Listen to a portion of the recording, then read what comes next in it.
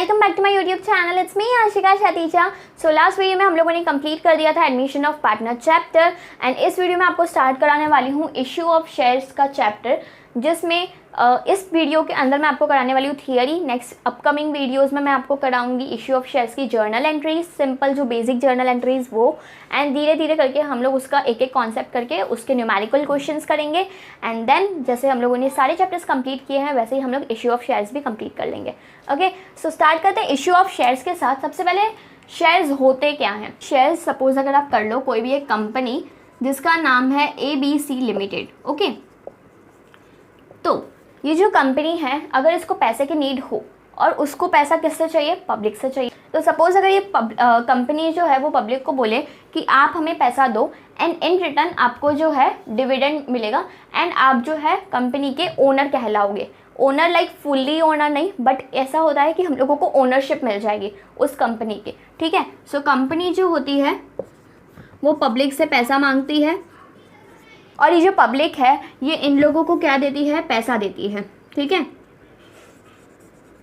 Cash देती है। ठीक है, और वीकेंड से कुछ भी मनी देती है। ठीक है, अब ये जो कंपनी है ये इन लोगों को क्या देती है, कंपनी जो होती है उसके बदले, जैसे हम लोग अगर कोई डिबेंचर्स होते हैं, कभी हम लोग अगर ने लोन ले लिया तो अगर जिसने लोन लिया हुआ होता है, ठीक है, उसको अपोजिट पार्टी को हम लोगों को इंटरेस्ट पे करना पड़ता है।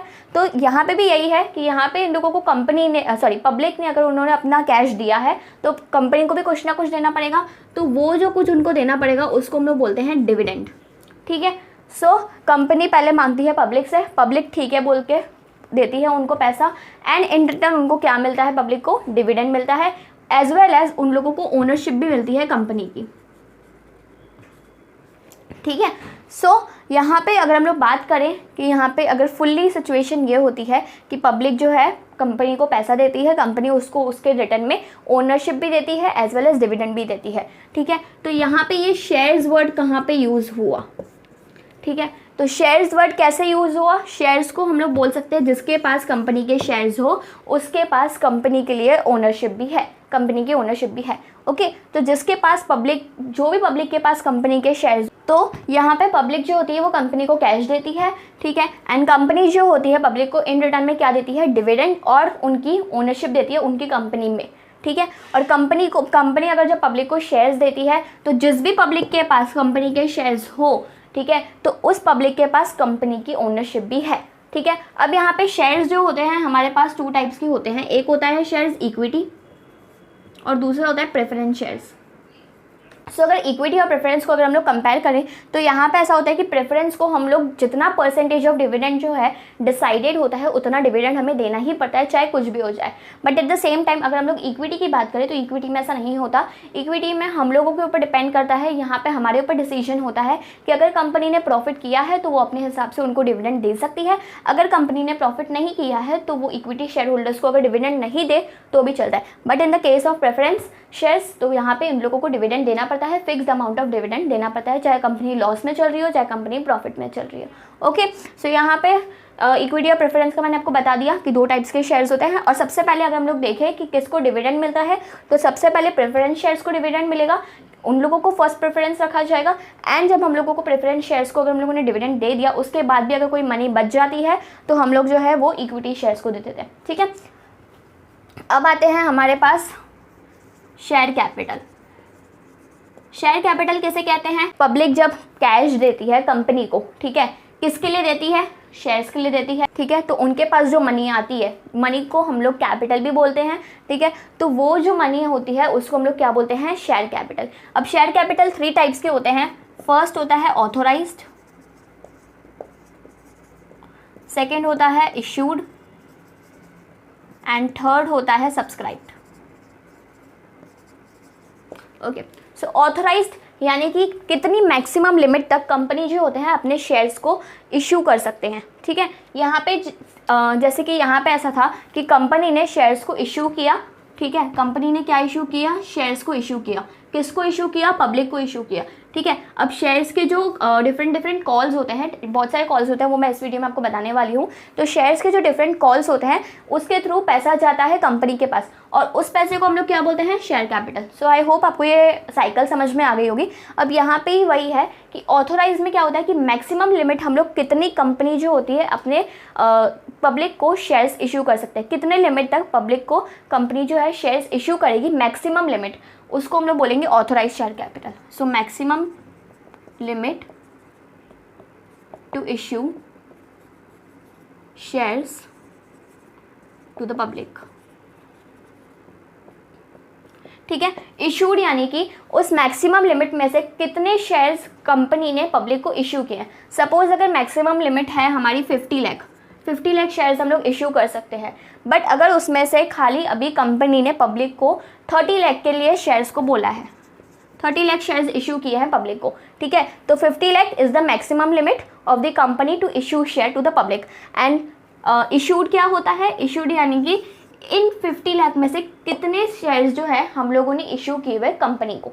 ठीक है, बस इतना ही है। और सब्सक्राइब यानी कि पब्लिक ने जो है शेयर्स को सब्सक्राइब किया, शेयर्स को सब्सक्राइब किया यानी कि इसके अंदर भी 3 होते हैं, 1 2 3, कभी कभी इक्वल होता है, कभी कभी अंडर होता है, कभी कभी ओवर होता है। ठीक है, अब यानी कि हम लोगों ने 30 लाख, सपोज मैं एक कंपनी हूँ, मैंने पब्लिक को 30 लाख शेयर्स इशू किए हैं। ठीक है, बट उतने ही शेयर्स के पैसे अगर मुझे मिल रहा है, उतनी ही एप्लीकेशंस मुझे उन शेयर्स के लिए मिल रही है, तो उसको हम लोग क्या बोलते हैं, इक्वल सब्सक्रिप्शन। ठीक है, अंडर मतलब कि सपोज अगर मैंने 30 लाख शेयर्स को इशू करने के लिए रखा है पब्लिक को, ठीक है, बट उसकी मेरे को एप्लीकेशन अभी खाली 22 लाख आई है, तो उसको हम लोग क्या बोलते हैं, अंडर सब्सक्रिप्शन।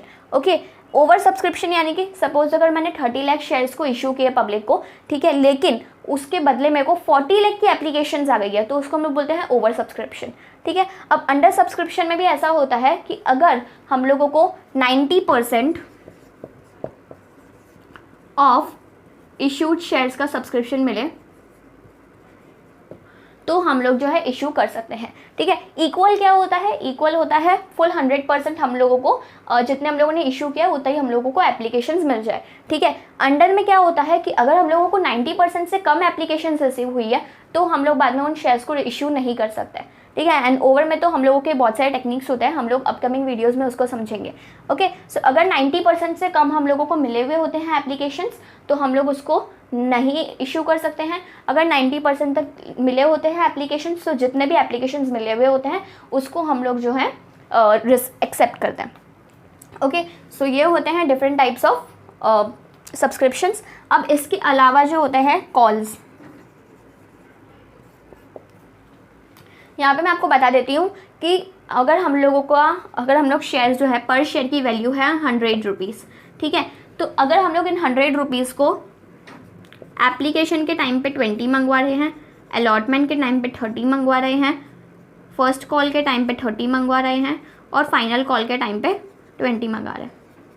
ठीक है, अगर हम लोग कोई भी रेशियो में हो सकता है, ज़रूरी नहीं है इन्हीं रेशियो में हो, कोई भी रेशियो में हो सकता है। तो सपोज अगर हम लोग एप्लीकेशन के टाइम पे 20 रुपीज़ मंगवा रहे हैं, ठीक है, तो जब पब्लिक कंपनी को पैसे देगी ना तब वो ये 20 रुपीज़ देगी।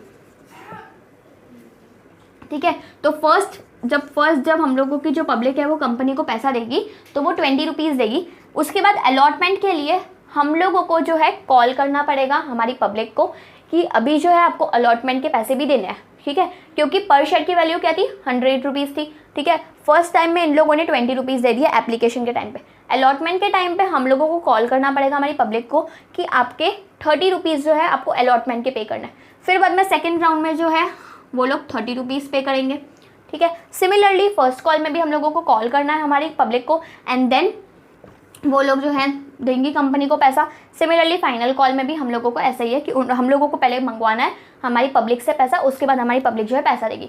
बट एप्लीकेशन के टाइम पे क्या होता है, एप्लीकेशन के टाइम पे हमें नहीं पता कि कौन से पब्लिक हमारी शेयर्स को परचेज करने में इंटरेस्टेड होगी या नहीं होगी। ठीक है, तो हम लोग कॉल नहीं करते। हम लोगों में क्या होता है कि यहाँ पे एप्लीकेशन जितने भी आए, जिनको भी अगर हमारे शेयर्स को परचेज करने में जो भी इंटरेस्टेड हो तो उसको पहले 20 रुपीज़ पे करने पड़ेंगे, उसके बाद ही उनके जो शेयर्स है वो अप्लाइड होंगे। ओके, सो ये जो होते हैं यहाँ पे मैंने आपको बता दिया कि कंपनी पहले पब्लिक से पैसा मंगवाती है, ठीक है। कैसे मंगवाती है? शेयर्स के थ्रू मंगवाती है, शेयर्स इशू करके। बाद में पब्लिक जो है उनको एप्लीकेशन के टाइम पे फर्स्ट मनी देती है, बाद में अलॉटमेंट होता है, फर्स्ट कॉल होता है, फाइनल कॉल होता है, कभी कभी सेकंड कॉल भी हो जाता है, ठीक है। सो ये होने के बाद जो कंपनी होती है उनको डिविडेंड देती है और उनकी जो है ओनरशिप भी रह जाती है कंपनी के अंदर, और जो पैसा पब्लिक से उनको मिलता है कंपनी को, उसको हम लोग क्या बोलते हैं? शेयर कैपिटल मिलता है। यहाँ पे हम लोग को पता चला कि शेयर कैपिटल कितने टाइप्स के होते हैं? Authorised, issued and subscribed. Authorised issued यानी कि मैक्सिमम लिमिट हमारी कंपनी कितने शेयर्स को इशू कर सकती है, मैक्सिमम, ठीक है। इशूड यानी कि उन मैक्सिमम में से कितने शेयर्स को अभी फिलहाल कंपनी ने पब्लिक को इशू किया है। सब्सक्राइब्ड यानी कि इशूड में से कितने शेयर्स पब्लिक ने सब्सक्राइब किए हैं, ठीक है, कितनी एप्लीकेशंस हमें रिसीव हुई है, ठीक है। अब सब्सक्राइब भी हमारे पास 3 टाइप्स के होते हैं, इक्वल, अंडर, ओवर। इक्वल यानी कि जितने हम लोगों ने शेयर्स को इशू किए थे उतने ही सब्सक्रिप्शन हमें रिसीव हुई है। अंडर सब्सक्रिप्शन यानी कि सपोज अगर हम लोगों ने 30 लाख इशू किए हैं, उससे कम अगर हम लोगों को एप्लीकेशन रिसीव हुई तो उसको हम लोग अंडर सब्सक्रिप्शन बोलते हैं। अंडर सब्सक्रिप्शन में भी हम लोग शेयर्स को तभी इशू कर सकते हैं जब उसका 90% शेयर्स की एप्लीकेशन हमें रिसीव हुई हो। अगर 90% से कम हम लोगों को एप्लीकेशन रिसीव हुई हो तो हम लोग शेयर्स को इशू नहीं कर सकते, ओके। उसके बाद है ओवर सब्सक्रिप्शन। अगर हम लोगों ने 30 लाख शेयर्स को इशू किया है, अगर हम लोग को 40, 45, 50 लाख की डिमांड आ रही है तो उसको हम लोग क्या बोलते हैं? Over subscription. उसके बाद आता है हमारे कॉल्स कि हम लोग पैसा कैसे मंगवाते हैं। सपोज अगर हमारे पर शेयर की वैल्यू 100 रुपीज़ है, ठीक है, तो हम लोग फर्स्ट टाइम जब मंगवाएंगे तो हमें नहीं पता कि हमारे कितने शेयर होल्डर्स जो है वो इंटरेस्टेड है हमारे शेयर्स को परचेज करने में, ठीक है। तो फर्स्ट टाइम में हम लोग किसी को कॉल नहीं करते।